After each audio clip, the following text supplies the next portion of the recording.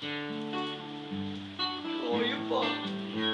Oh yeah. Parang parokya ni Edgar lang ah. Lunes hanggang Sabado, puro na lang trabaho at pagsabit ng linggo. Kailangan may negosyo, maghanap ng racket. At bakit? Para laging may laman ang aking wallet. Ang pangit ng laging nakasabit. Bitin sa hangin, ang bukas pag walang makain. Huwag na akong tanungin kung may bigas o isasain. Sakit ko nang isipin, taas na ng ilihin. Pilitin mong abutin kung kita mo, makakaraos din. Wala na stock ako. Oh yeah, oh yeah. Nung una, inyo pa kaya naaalala, sa Heriho, meron akong ibinibenta. Special offer dahil, special offer dahil, shampoo dahil, may libre kayong toothpaste, may libre kayong toothbrush, may libre kayong toothpaste, may libre kayong toothbrush. At saka po candy, tsaka po candy.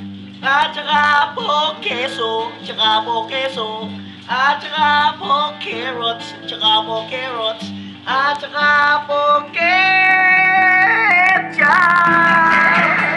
Kaya ngayon, eto na naman ako. Nag-i-business ng kung ano-ano. Merong ballpen, pentel-pen, at pwede mo rin akong maging boyfriend. Basta't 7, uuwi na ako sa amin. Kasi meron pa akong gagawin.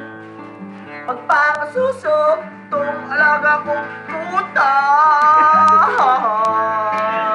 Malaki, mataba, masigla. Uy, merong isang chick, gusto niya raw akong mamit. Umorder siya sa akin at bibili ng meat. Itong aking longganisa, ang kanyang kursunada. Kasi malaki, kasi mataba, at mahaba.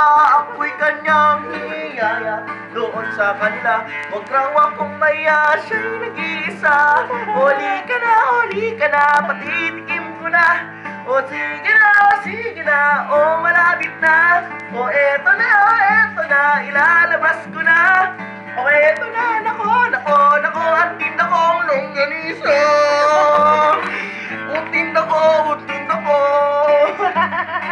O tinda kong longganisa. Here we go.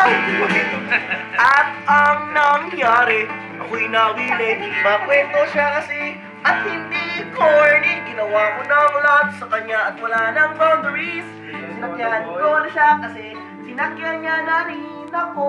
Ngunit nang bilangin ko, kung inabot niya sa palad ko,